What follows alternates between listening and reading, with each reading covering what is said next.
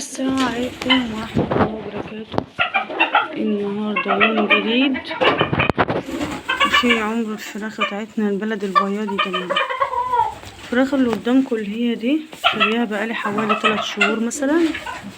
الديوك ديت شارياهم بقالهم 6 شهور عمر يوم، او ممكن يكون اقل كمان من 6 شهور. اللهم صل وسلم على سيدنا محمد. الفراخ اللي هي عمر يوم دي عشان انا ما عنديش القفاصه بتاعتي دي، اتبهدلت شويه الفتره دي.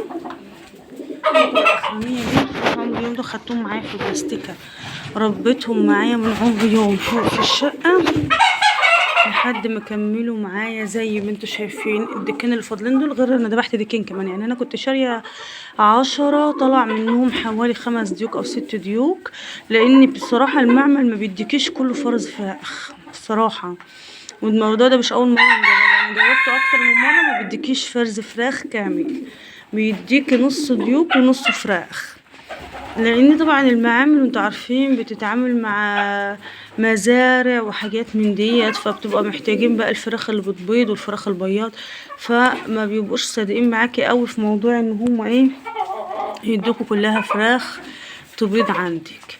جبت الفراخ عندي من عمر يوم، ابتديت كده اول يوم كنت بنحضن ونجيب تحصينة عمر يوم وعمر 15 يوم ونحط لهم بيضة مسلوقة، وبعد كده بنوكل علف من هو الناعم لحد ما يزقلطوا معاك كده ويبقوا قد حشو ديكي كده ايه مزقلطين كده. تبتدي بقى تشكلي لهم الاكل، شويه عيش شويه رده الحاجات دي كلها. كده نحط لهم اكل من التاني علشان خاطر ايه يتظبطوا معايا كده في الاكل ويبتدوا يكبروا معايا.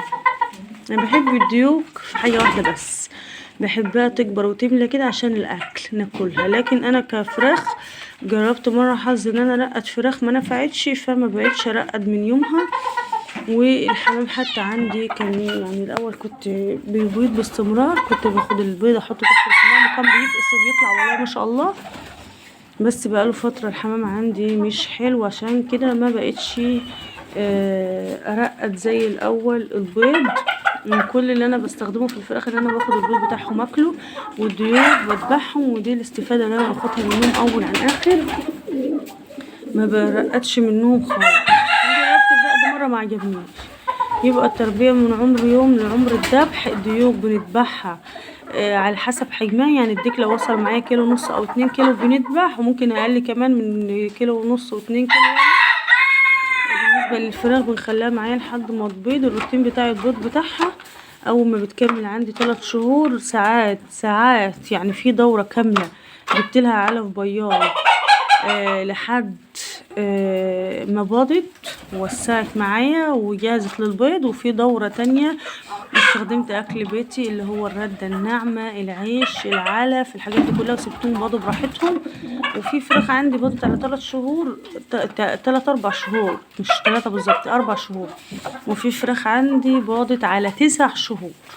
يعني انا بقول لكم ده وبقول لكم ده، مش بكذب عليكم في حاجه. فعلى حسب اكلك وعلى حسب الاستعانه بيهم وعلى حسب تربيتك، في على كده وفي على كده. اللهم صل وسلم على سيدنا محمد. على حسب انت الروتين اللي انت ماشيه معاه. وانا في الشتاء بحب احط لهم عسل اسمر، وبحب احط لهم خل، الحاجات دي كلها مضادات حيويه طبيعيه عشان خاطر البرد والحاجات اللي احنا فيها اليومين دول.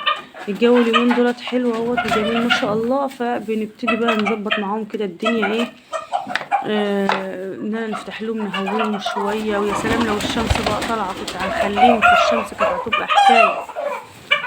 وبندخل لهم كده نغير لهم الجو كده، ما تفضلوش كاتمين عليهم ليل ونهار. ده المزارع بيعملوا لهم تهويه وبيعملوا لهم حاجات تهوي وحاجات تبرد والكلام ده كله. والديك ده عامل كده ليه؟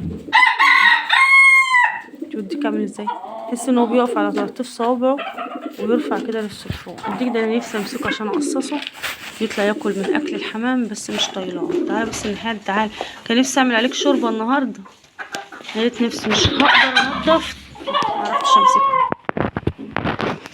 اللهم صل وبارك على سيدنا محمد. يا رب الفيديو بتاع النهارده يكون عجبكم، وما تنسونيش في اللايك والشير. السلام عليكم ورحمه الله.